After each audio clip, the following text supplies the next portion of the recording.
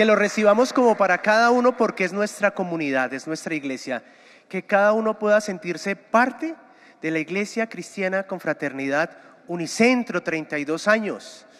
Si yo empiezo a preguntar cuántas personas tienen aquí más de 20 años, 10 años, creo que vamos a levantar muchos las manos, o personas que han llegado hace poquito tiempo, pero como veíamos en los videos, es muy difícil traer una historia de 32 años en 30 minutos, pero como cantábamos, la fidelidad de Dios. ¿Quién sino tú ha sido refugio? ¿Quién sino tú, traspasado de amor? Creo que cada uno de nosotros ha experimentado el amor de Dios de una manera sobrenatural en su tiempo de vida. De verdad, nuevamente feliz cumpleaños. Queremos recordar, los niños ya han subido a su clase, lo mismo los jóvenes de GAP pueden salir de una vez para tener su tiempo especial. Y continuamos con nuestra serie de Siendo íntegros. Y para el día de hoy tenemos en esta tarde un tema, una iglesia íntegra. Y como nos hemos caracterizado durante 32 años y que el Señor nos mantenga así a través de la exposición de la palabra, que la palabra de Dios nos hable a cada uno. Y tenemos un invitado muy especial, al pastor José Lingo y su esposa Francis, están aquí acompañándonos. El pastor José, por más de 40 años misionero aquí en Colombia, es pastor de la iglesia Conviva, Comunidad Bíblica Bautista. Gracias por estar aquí. Mientras él va pasando, hay algo que yo tengo que contar y no puedo dejar de hacerlo. Me conoció el pastor José cuando yo tenía 9 años. No hagan cuentas, pero cuando tenía 9 años él me conoció. Pastor, que Dios le bendiga en esta tarde en la exposición de la palabra. Muchas gracias. Gracias, Mario. Va a ser muy difícil que yo te llame Pastor Mario. Reconozco que eres pastor, pero cuando yo te conocí eras un niñito. A propósito, yo lo conocí en el año 76, entonces empiecen a hacer cuentas. Si eso lo pudiéramos pasar un poquito más para acá, yo creo que es que tenemos personas que en el primer servicio no lo pudieron ver, entonces les agradezco. Para mí es un placer estar aquí, particularmente hoy, para reconocer y celebrar con ustedes su aniversario. Yo hacía cuentas, nosotros llegamos en el año 73 aquí a Colombia. En aquel entonces, pues Fran y yo éramos jóvenes, todavía somos jóvenes, éramos más jóvenes en aquel entonces. De espíritu somos jóvenes porque el espíritu se sigue renovando, dicen las escrituras. Pero en aquel entonces nosotros, pues siendo gringuitos y aquí en Colombia, pues uno busca a otros gringuitos por lo menos para celebrar Acción de Gracias, ¿no? Y de vez en cuando nos encontrábamos con Hernando y Jenny, que no llevaban mucho tiempo aquí en Bogotá tampoco, y también no me acuerdo si ya tenían una hija, pero era un periodo cuando ambos estábamos muy jóvenes y hablábamos de nuestros sueños. Y pues la verdad es que yo nunca me habría imaginado en aquella época que algún día yo estaría aquí celebrando con ustedes su 32º aniversario y que me presentara un joven que fue un muchachito en nuestra iglesia hace ya, bueno, ustedes calculen, ¿no? Para mí es un placer muy grande estar aquí. Hace unos 6 meses atrás, nuestra iglesia pasó por una crisis. La verdad es que crisis en iglesias no son raras y no deberíamos sorprendernos de las crisis, porque la verdad es que Dios nos dijo que las íbamos a tener. Jesús nos advirtió de eso. Cuando Él nos llamó a ser sus discípulos, nos advirtió de la oposición, de las reacciones, de todo lo que iba a pasar cuando nosotros lo hiciéramos. Pero una de las cosas que infrecuentemente hacemos es advertirle a una persona que cuando uno acepta a Cristo como Salvador personal, está haciendo juramento de bandera, se está volviendo un soldado en el ejército de Dios. Eso no lo decimos, y mucho menos le decimos que su enemigo es el peor enemigo que jamás haya habido, el más destructivo, el que mata, el que roba y destruye con una capacidad impresionante a nosotros. Y su propósito para vengarse de Dios es destruirnos a nosotros. Eso no se lo decimos a la gente, lo descubrimos por el camino. Y cuando lo descubrimos, a veces nos coge por sorpresa. Entonces nosotros tuvimos una crisis en la iglesia. En este caso, fue un grupo de jóvenes de larga trayectoria en la iglesia, o sea, de familias ya establecidas de la iglesia, que estaban intercomunicándose de manera virtual durante los servicios. O sea, en la prédica, cuando sacaban sus celulares, donde decían es que aquí tengo mi Biblia, también tenían su Facebook y tenían sus otros medios de comunicación. Y pues por cosas que solo Dios puede hacer, nosotros sin hackear, porque nos acusan de haberlos hackeado, pero sin hackear, Dios puso en nuestras manos una conversación que ellos tuvieron en pleno servicio. La conversación era de grueso calibre y pues inclusive habían involucrado a chicos menores de edad en esa conversación. La verdad es que para nosotros fue un golpe muy duro, para el equipo pastoral. Nosotros sentimos que nuestra iglesia había llegado a lo más bajo. Lo vimos como un sacrilegio horrible que uno no respetara la enseñanza de la palabra de Dios y que además de no respetar la enseñanza de la palabra de Dios se atreviera a hacer esa clase de cosas en ese medio. Debo decirles que cuando empezamos a confrontar y a tratar de tomar cartas en el asunto, eso despertó toda clase de emociones en nosotros y en otras personas. Emociones como indignación, asombro, rabia, vergüenza, dolor, mucho dolor, como si el corazón se le estuviera partiendo a uno. Y ya cuando estábamos confrontando, entonces empezamos a notar lágrimas, luego empezamos a notar endurecimiento y rebelión, altivez, y en unos casos muy contados, que yo le doy gracias a esos casos muy contados, personas que sinceramente se han arrepentido y hemos visto un proceso de sanidad en sus corazones que van a salir más fuertes que nunca. Como pastor, mi angustia más grande era preguntarme, ahora tú que estás tan mal, ¿cómo vas a guiar a la iglesia? Lo más típico cuando uno está molesto es que uno deje salir esa molestia en sus acciones, en su prédica y en todo lo demás. Eso es lo más típico. Es como si a ti te regañan en la oficina, tú llegas a patear al perro y a regañar a los chicos, ¿no? O sea, es una emoción que uno lo quiere hacer, pero como pastores nosotros tenemos que frenarnos. Nosotros no podemos usar este lugar para hacer esa clase de cosas. Y entonces yo le pedí a Dios, por favor, ayúdame. Y yo salgo a caminar, trato de hacerlo todos los días y trato de escuchar unas prédicas cuando lo estoy haciendo de otras iglesias. Y en aquel entonces estaba escuchando una serie sobre la vida de Samuel, de un pastor de los Estados Unidos. Y empecé a notar que Dios lo había puesto ahí. Yo lo necesitaba.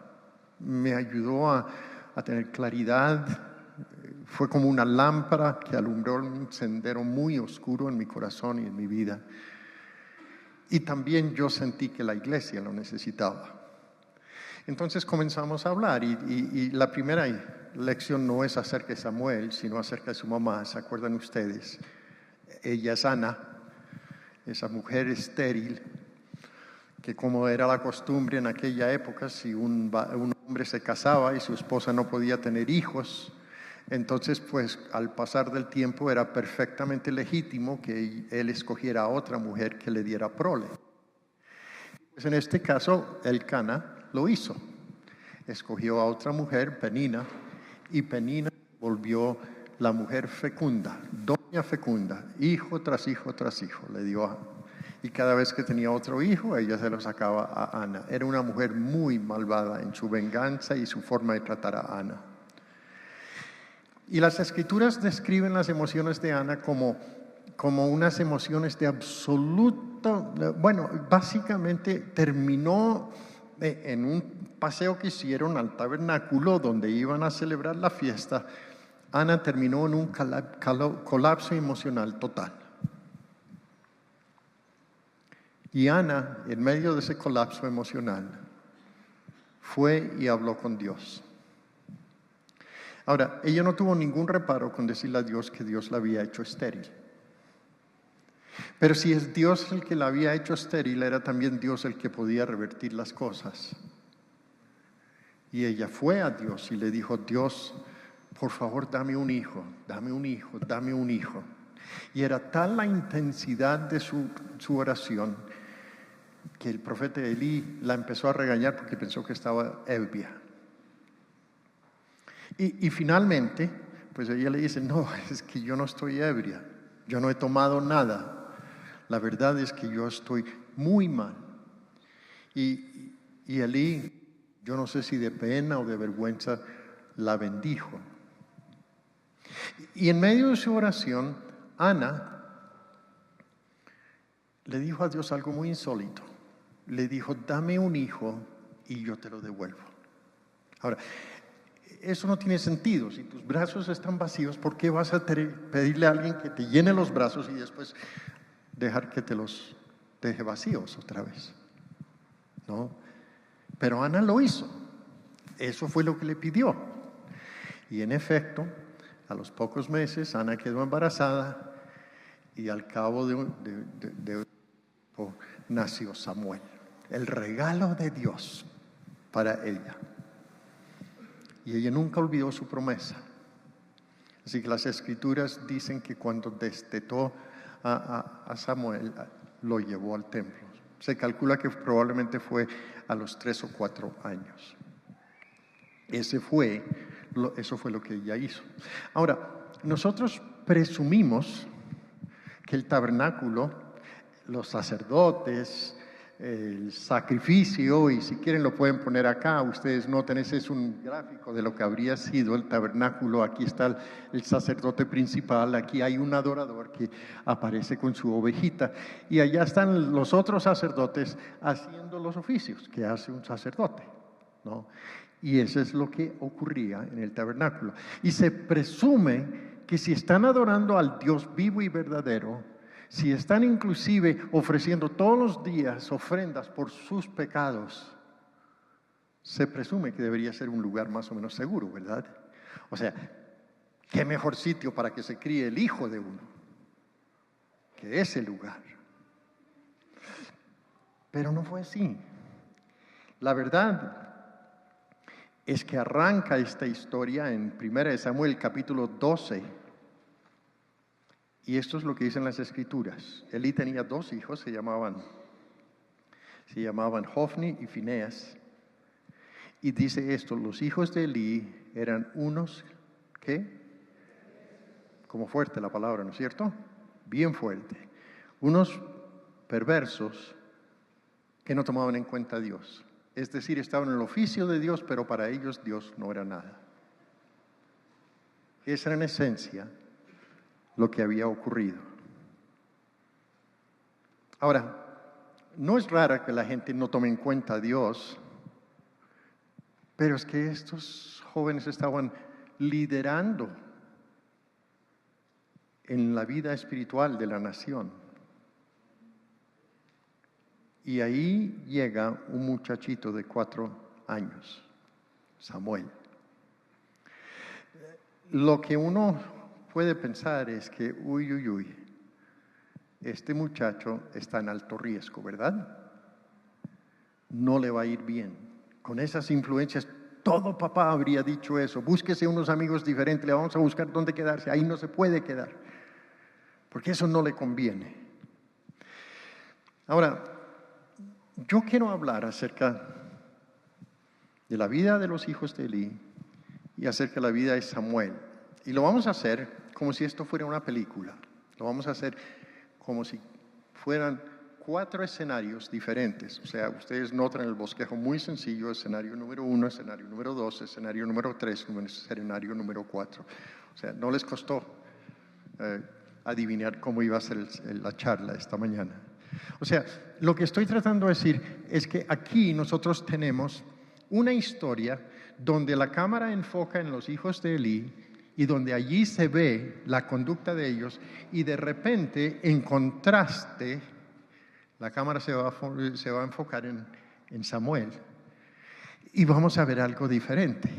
Es decir, de lo que estamos hablando es contraste, ¿no es cierto? Y para eso yo tengo este tablero aquí. Yo creo que va a ser difícil que ustedes vean allá, especialmente si yo estoy parado aquí al frente. Es un tablero que simplemente tiene una raya blanca y ustedes notan que el tablero es negro.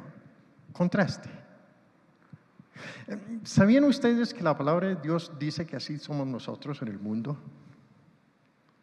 Que nosotros deberíamos ser contraste. Inclusive Jesús dijo, vosotros sois ¿la qué? La luz del mundo.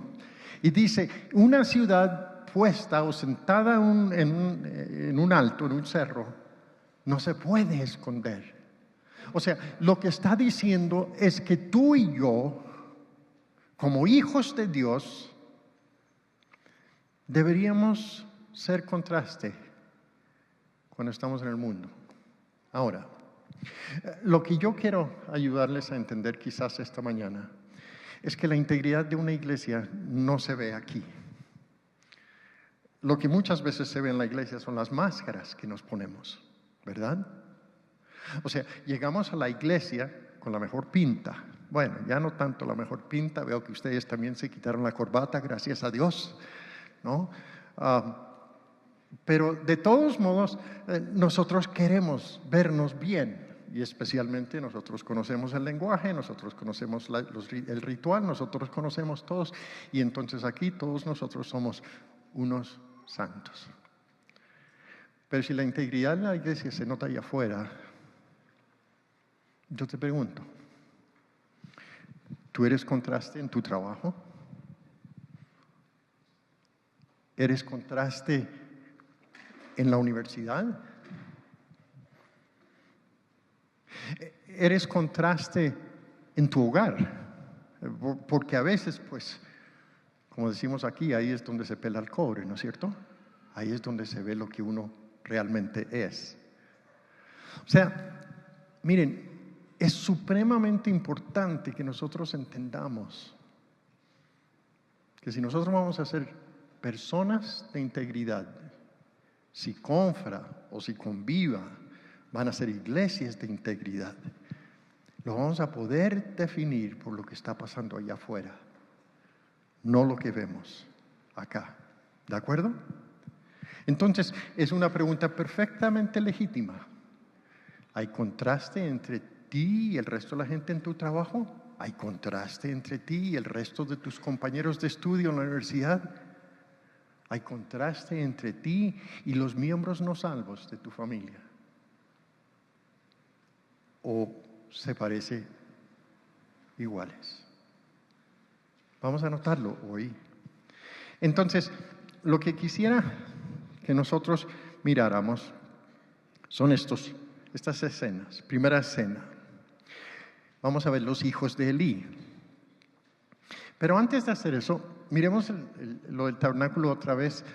Había un personaje aquí que tenía un cordero, ¿sí? ¿A qué iba esa persona? ¿Quién es esa persona? Es el adorador. Probablemente viajó de lejos. Probablemente viene con una carga de pecado porque llegó con un sacrificio. Nosotros no sabemos cuál es su carga de pecado. Podrá haber sido que tuvo un enredo de mentiras que le cargaron tanto y estaba tan emproblemado por las mentiras que había dicho que él dice, yo tengo que ir ante Dios y confesarlo. Quizás había algo moral, no tenemos idea qué era. Pero lo que sí sabemos es que el adorador, cuando llegaba con un animal, ese animal lo iban a degollar, lo iban a poner encima de ese altar, y allí delante de Dios él iba a ofrecer un sacrificio por sus pecados. Y cuando la grasa de ese sacrificio por el calor se derretía sobre el altar, era un olor grato a Dios.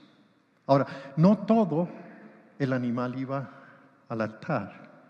Bueno, todo iba al altar, pero en un momento, después que se había quemado la grasa, una porción de eso, el hombro y otros pedazos, iban para los sacerdotes, para que ellos pudieran comer. Mejor dicho, ellos siempre tenían garantía de carne, probablemente de sobra, ¿ya? Quizás se cansaban de que fuera cordero o cabrito y hubieran querido otra cosa, pero carnecita sí tenían todos los días para comer, ¿no? Y otra porción del sacrificio, ¿saben lo que hacía? El adorador se sentaba con su familia y delante del altar comía. ¿Para qué? Pues comida es una celebración. En muchos casos eso es lo que nosotros hacemos. Vengamos, reunamos y comamos porque estamos celebrando algo, lo que sea. Y cuando yo he sentido el alivio por mi pecado, cuando Dios me ha perdonado, cuando yo siento que soy limpio, esos deberían ser las comidas más deliciosas que yo jamás como, por lo que Dios ha hecho. Ahora, con ese contexto, yo quiero que ustedes lean conmigo versículos 15 y 16 del capítulo 2 de Primera de Samuel. Antes de quemarse la grasa, solía llegar el ayudante del sacerdote para decirle al que estaba por ofrecer el sacrificio: dame carne para el asado del sacerdote, pues no te la va a aceptar comida sino cruda. ¿Quiénes serían esos ayudantes del sacerdote? Ofni y Finés. Su papá era el sacerdote, sumo sacerdote, el principal. Y ellos eran los que llegaban. Y si el hombre le contestaba: espera, o mejor dicho, el que estaba ofreciendo sacrificio, un momento, por lo menos deja que queme la grasa, que es lo que le estoy ofreciendo a Dios. Ellos decían: espere que queme la grasa, como es debido, luego podrás tomar lo que deseas. Y el asistente, o sea, Ofni o Finés, le decía: dámela ahora mismo, de lo contrario, ¿qué? Te lo quito la fuerza. Mejor dicho, tú quieres pelear. Si quieres pelear, peleamos de una vez, pero yo no voy a dejar que tú cocines eso antes de que yo lo tome. Ahora, ¿cómo creen ustedes que se sentía Dios con eso? Pues ya sabemos que los describió como hombres perversos que no lo respetaban. Yo quiero que ustedes lean el siguiente versículo 17. Así que el pecado de estos jóvenes era gravísimo a los ojos de Dios, pues trataban con desprecio las ofrendas que le pertenecían. Y ahora viene el contraste. Siguiente versículo, 18. El niño Samuel, por su parte, vestido con un efod de lino, seguía sirviendo en la presencia del Señor. Es decir, ¿notan ustedes? Ya estamos empezando a usar un color diferente aquí en este. ¿Lo notan? ¿Sí? Esto representa a Ofni y Finés. Miremos este. Samuel. Sigue habiendo contraste. Hay una pregunta legítima en preguntar: bueno, ¿tú eres de este color o de este color en tu trabajo? Dura, ¿no es cierto? Difícil de cuestionar, porque es que nosotros a veces no entendemos que cuando yo salgo de este lugar, yo llevo conmigo mi iglesia. Yo llevo a Dios conmigo, y donde quiera que yo vaya, yo represento a Dios y represento a mi iglesia. Y algunos por ahí andan diciendo disque cristianos, con mucha razón, ¿sí? Y entonces necesitamos entender ese contraste. Ahora hablemos un poquito acerca del efod. Cada año las Escrituras nos dicen en los siguientes versículos que la mamá de Samuel llegaba. Y pues yo no sé cómo ella buscaba saberlo si tenía un vecinito que más o menos nació al mismo tiempo y ella miraba al vecinito y decía, bueno, es así de grande, pero todos los años le traía un efod nuevo a Samuel. Cada año estrenaba un vestido de sacerdote. Y si ustedes hubieran estado ahí, ustedes habrían visto a este chino correteando por ahí, haciendo cosas con respecto a la ofrenda. Chiquitico, chiquitico. Y habrían dicho, ¿quién es este muchacho? Ese es un aprendiz para ser sacerdote, ministrando delante del Señor. Ahora, una pregunta. ¿Creen ustedes que mamá y papá de Samuel, es decir, Ana y Elcana, sabían cómo era la cosa allí? ¿Qué piensan? Toda la gente sabía. Leemos lo que sigue. Esta es escena número 2 de Ofni y Fineas. Elí, que ya era viejo, versículo 22, se enteró de todo lo que sus hijos le estaban haciendo al pueblo de Israel. Incluso, escuchen esto, se acostaban con las mujeres que servían en la entrada del santuario. Y les dijo, ¿por qué es que se comportan así? Todo el pueblo me habla de su mala conducta.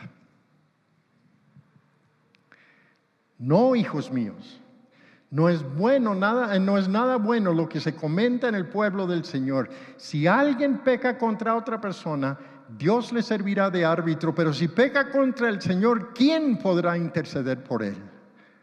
No obstante, ellos no le hicieron caso a la advertencia de su padre, pues la voluntad del Señor era quitarles la vida. No. Elí sabía. Ahora, ¿qué podía hacer Elí? Pues los regañó, pero seguían comiendo el mismo sacrificio. Si Elí quería hacer algo con ellos, debería de alguna forma haber dicho, pase para acá su túnica de sacerdote, usted ya no más va a oficiar aquí.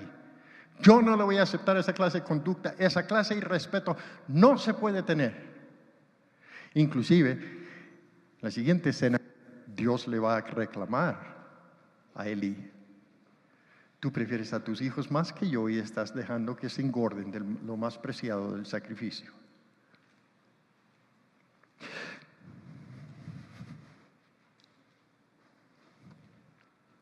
¿Sí notan? Poco a poco se va oscureciendo más, ¿no es cierto? En cambio, ¿qué pasa con Samuelito? Miremos a ver qué hizo Samuel. Por su parte, Samuel seguía creciendo y añade una parte, ganándose el aprecio ¿de quién? Del Señor y de la gente. Yo interpreto ese ganándose el aprecio del Señor, que Dios se estaba encariñando con él. ¿No les parece que eso es lo que significa? Sí, nosotros sabemos que Dios nos ama a todo porque Él mandó a su Hijo a morir en la cruz por nosotros, pero mire, hay algo que pasa cuando Dios ve a alguien de corazón perfecto y cuando Él lo ve, las Escrituras dicen que Él quiere mostrar su poder a través de Él. Inclusive las Escrituras dicen que los ojos de Dios rondan por toda la tierra buscando a ver si encuentran un hombre con corazón perfecto hacia Él. Da la impresión de que no es tan fácil de encontrarlos, de que muchos de nosotros no damos la talla que Dios está buscando, pero cuando Dios lo ve, aparentemente sus ojos se detienen en esa persona y Él dice, a esa persona yo la voy a bendecir. Se encariña con él. Lo mismo ocurrió con el rey David en la siguiente generación. Cuando Dios dijo, estoy buscando un hombre que tenga un corazón perfecto como el mío, dijo, desecho a Saúl y escogido. Y a propósito era un varoncito, chiquito, tan chiquito que nadie se imaginó que podía ser ungido como rey. Ni su propio papá y sus hermanos lo pensaron.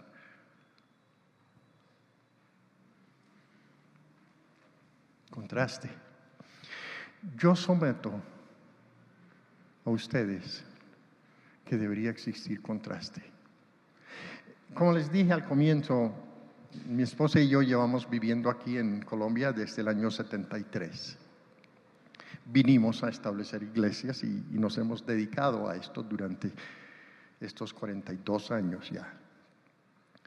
Y cuando llegamos las cosas eran muy diferentes. ¿Se acuerdan dónde se reunían los cristianos en aquella época? Aparte de unas iglesias muy antiguas como la presbiteriana, como la iglesia bautista central y unas poquitas, el resto, donde podía encontrar un espacio, se reunía. Y generalmente no eran en los mejores sitios y la mayoría de la gente venía de clase humilde. Éramos más o menos un 2% de la población colombiana. Y eso no era solamente los cristianos, eso era todas las religiones habidos y por haber que no eran católicos. Hemos cambiado, hemos crecido. Ya es como ser cristiano, ¿no? La gente lo ve como algo chévere ser cristiano, ¿no es cierto? Inclusive nosotros tenemos poder político y nosotros tenemos tantas otras cosas. Pero ¿saben ustedes una de las cosas que yo he notado? Yo he notado que no obstante de que nosotros vamos ganando terreno en números, en lo que respecta a transformación y a cambio de una sociedad, vamos de para atrás. Y eso a mí me asombra. Me asombra aún más de que cuando uno llega a la iglesia y empieza a analizar las vidas de las personas que ya llevan un tiempo en la iglesia, va a encontrar que tienen el mismo índice de todos los problemas sociales que existen en el mundo. El mismo índice de abuso, el mismo índice de violencia intrafamiliar, el mismo índice de separaciones y de divorcios.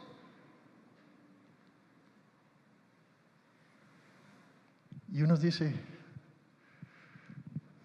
¿cómo que ha pasado esto al mismo tiempo? ¿Sí? O sea, vamos creciendo y vamos cambiando de color.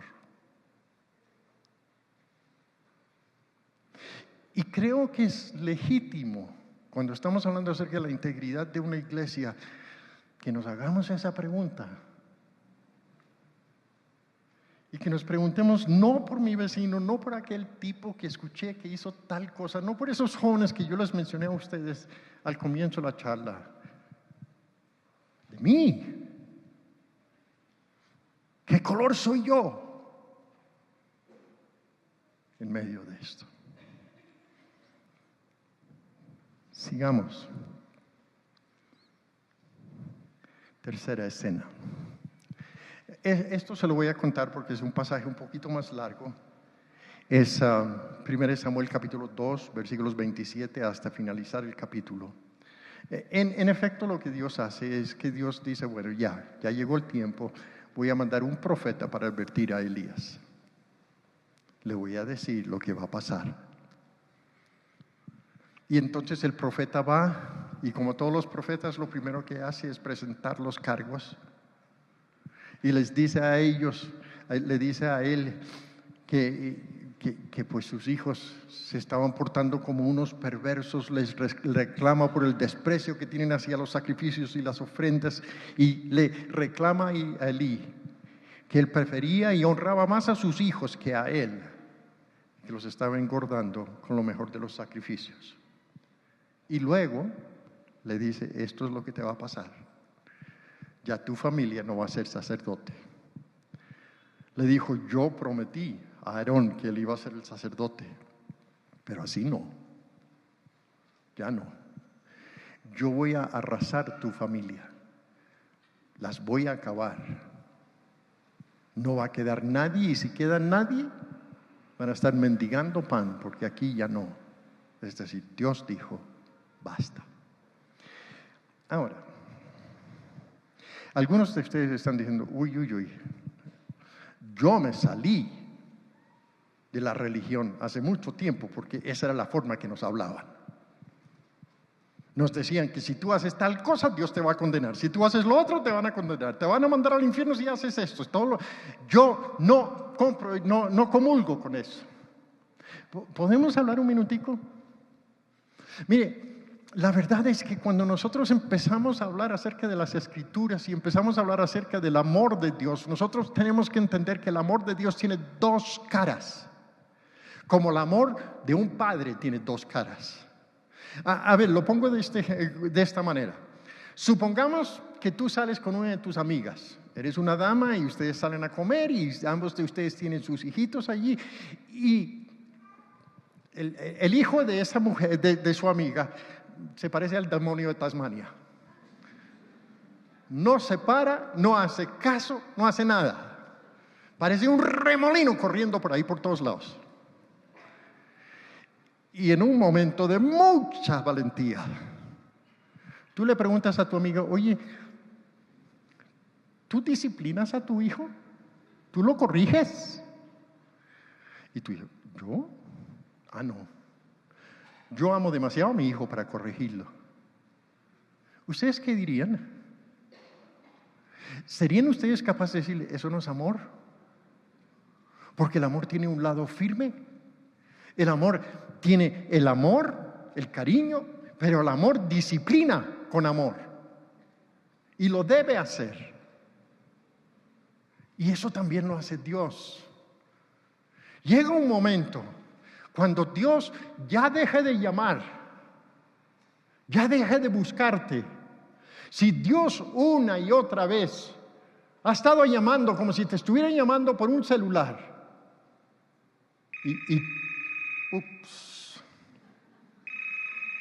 y es Dios. Listo, se apagó. Lo pongo en silenciador, no lo escucho. Y de repente, ¡ping!, aparece el mensaje de texto y Dios dice, tenemos que hablar. Y yo le devuelvo un mensaje y le digo, ahorita.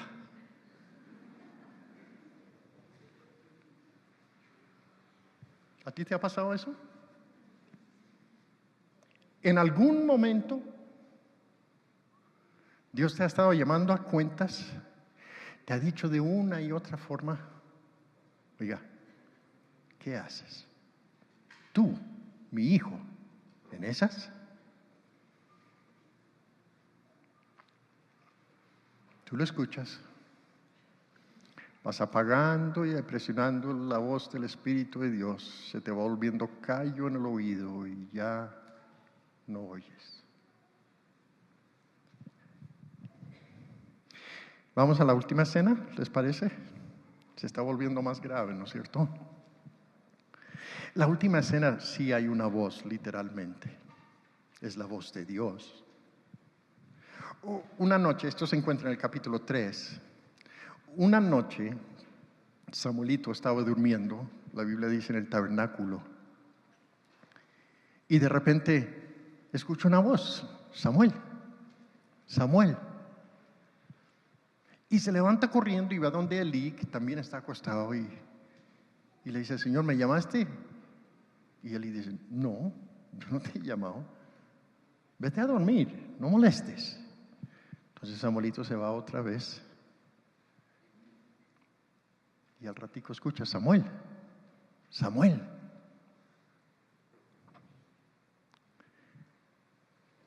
Y él corre otra vez donde Elí, y Elí le dice, mira, estás escuchando voces, deja de molestar. No, yo no te he llamado. Vete a dormir y no te pares más. Y otra vez escucha, Samuel, Samuel, Samuel. Y se levanta otra vez y va donde Elí. Elí dice, uy,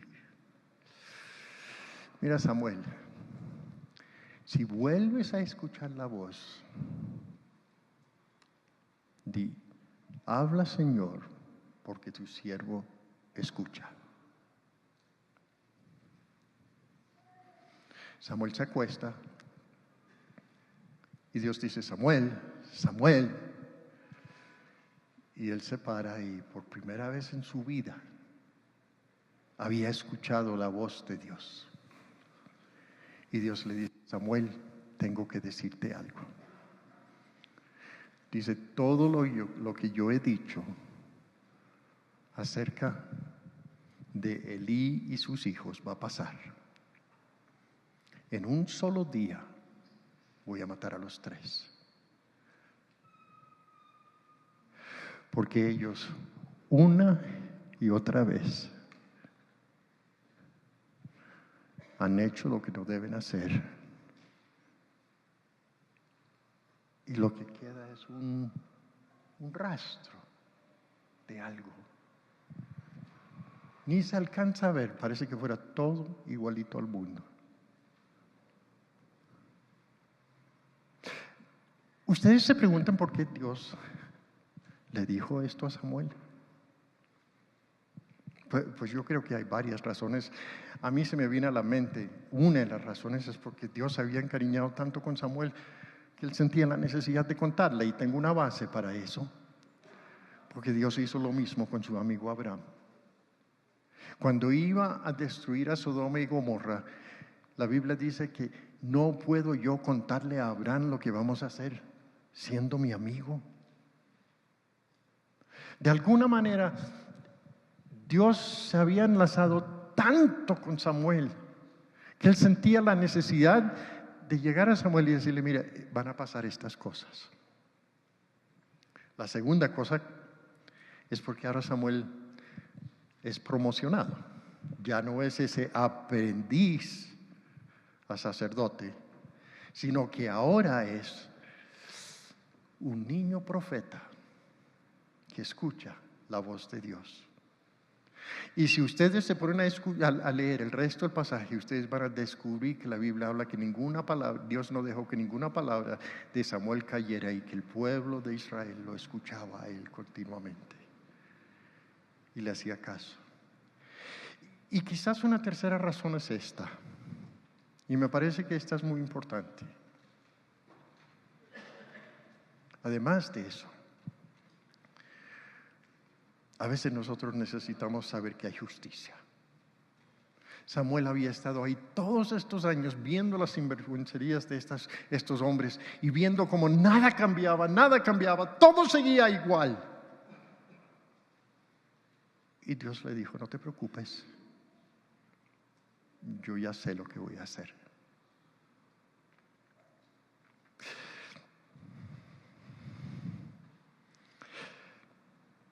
Mientras Samuel crecía, este es el último escenario, lo que dice acerca de Samuel. El Señor estuvo con él y confirmó todo lo que había dicho. Y todo Israel, desde Dan a Beerseba, se dio cuenta que el Señor había confirmado a Samuel como su profeta. Ahora, concluyamos. ¿No les parece a ustedes impresionante que Ofni y Finés y Samuel crecieron en el mismo ambiente, en el mismo lugar? Repetían los mismos cánticos, hacían los mismos rezos, veían los mismos sacrificios, leían la misma palabra de Dios, y salieron 2 resultados absolutamente opuestos. Impresionante, ¿no es cierto?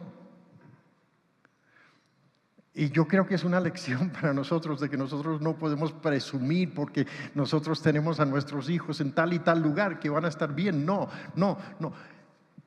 Elí falló en la crianza de sus hijos y ayudándoles a formarse como debería haber sido. Y yo les digo, aún con todos los esfuerzos nuestros como papás, nuestros hijos tienen una voluntad propia, y la verdad de las cosas es que nosotros no tenemos ninguna garantía de que van a responder como debe ser. Y es una de las razones por las cuales ellos deben, algún día, si tú tienes que confrontarlos, en tu confrontación deberías poder decirles: mire, tú no aprendiste esto de mí. Tú no viste a tu papá hacer esto, tú no viste a tu mamá haciendo eso. O sea, ellos pueden decir durante toda tu vida: así fue.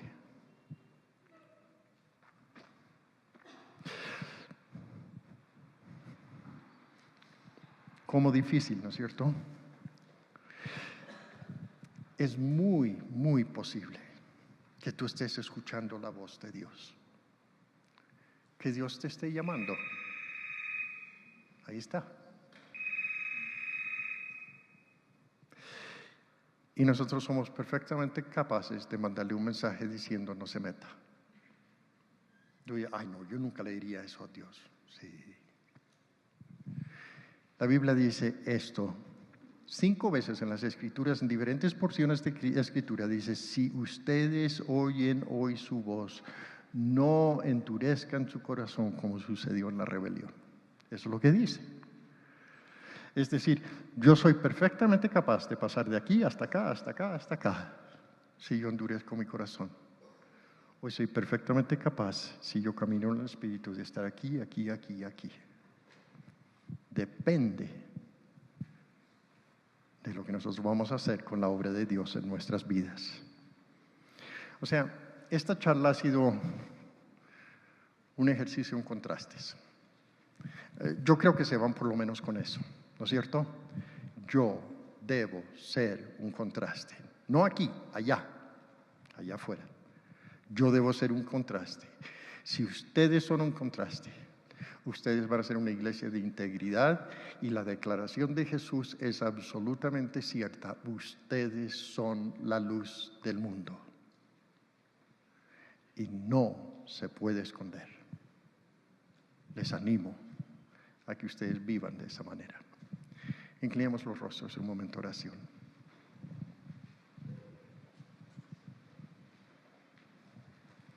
Espíritu de Dios,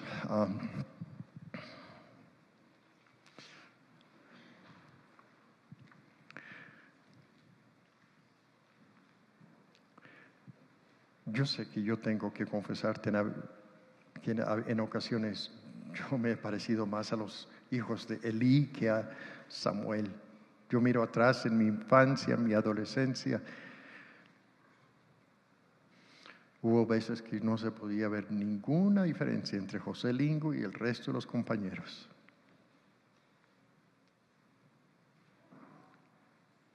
Me avergüenzo de eso. Me avergüenzo de que yo no haya sido sal y luz del mundo. Y te pido, Espíritu de Dios, que tú me ayudes a terminar mi vida siéndote fiel, siendo sal y luz, y siendo un contraste, y llevando la luz a este mundo que tanto lo necesita. Y te pido por mis hermanos. Padre, cada uno de nosotros tenemos que reflexionar sobre esto. Y es una reflexión propia y personal. Pero de la forma en que esta congregación reflexiona y de la forma en que reacciona esta congregación depende si va a ser una iglesia íntegra o no. Y yo te pido que tú les ayudes. Amén.